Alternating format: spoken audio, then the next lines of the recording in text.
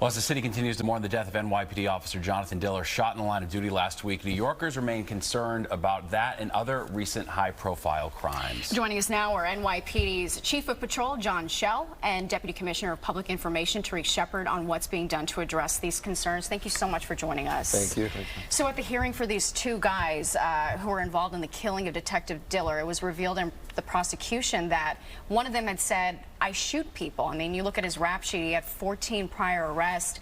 Without bail reform, can anything be done to keep these criminals from going back on the streets? Well, they shouldn't have been in that street that day. This should never have happened. You had two convicted felons.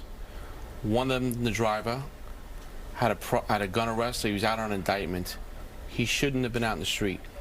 His partner shouldn't have been out in the street, but they were. And these are the conversations we have to have, because we had a slain officer, one of our young and brightest and best, who's now with us for doing his job and doing it well. And we saw a tremendous outpouring of support for Officer Diller, his family, his one-year-old son. We're just, incredible how distraught people were about this. What do you think that says about the general viewpoint of New Yorkers, their safety, etc.? Yeah, first of all, I think most people do support the police and understand the work that they do and how hard it is and how unselfish it is to take a position like this and try and literally go out, leave your own family to help others.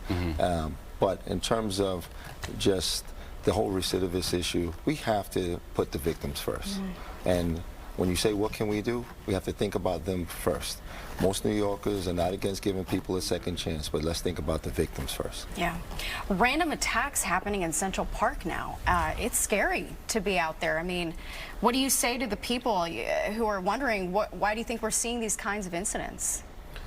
Well, first of all, there's the numbers, right? Crime is down. Crime is down last year. Crime is down this year. We caught our transit crime is down. Those are numbers. I think what you're alluding to, perception and what they see, high-profile events at high-profile locations. So Central Park, yes, we had a domestic violence attack in that park, and we also had a random, I think it was an actor, got hit with a rock. But he got hit by a rock with someone on parole. My first question is, why is this person in our park on parole?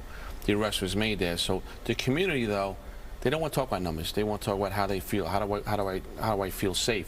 So that goes to seeing our cops out there, reading stories about how bad people are not getting out of jail or walking out of a courtroom. The 5-2 precinct, the story playing all day today with the 4 guns in the apartment and drugs. Unfortunately, 6 out of 8 of them walked out of the courtroom.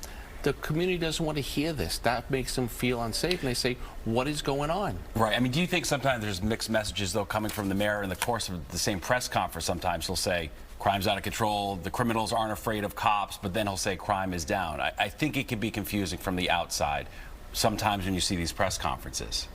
Yeah, for me, I think both can be true. The criminals not being afraid of cops. I think it's more that they're not afraid of the consequences when you interact with cops. I think they still understand that if there were consequences, the cops are out there doing their job. However, there are times in which there are incidents that are out of control. That doesn't mean the city's out of control. You have to look back at what we inherited when the mayor came in and where we are now.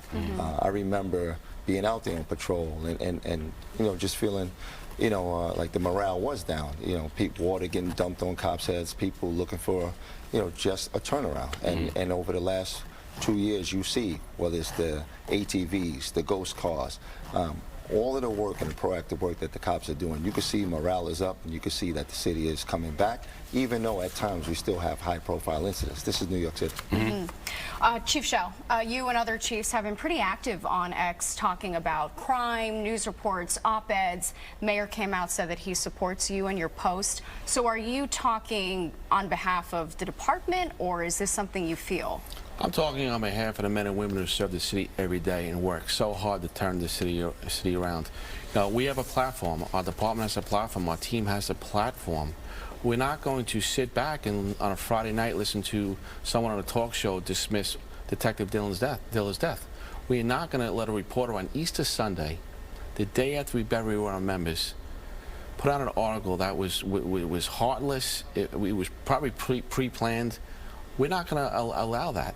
And then to double down on some of the information this person put out was false. We are not going to sit back and take this. It's a two-way street. I don't know who made the rules of social media, but we're going to start we're going to start respectfully pushing back the best we can to protect our cops out there. And you're doing that with the support of the mayor, clearly, right? Like he said today, we have an opinion also. We're human beings. We have a platform, and we're going to use it to push back on anti-rhetoric from people who don't like the police. Some journalists who clearly don't like the police. So we're not going to allow you that platform to do so, and we're going to have our opinions and push back.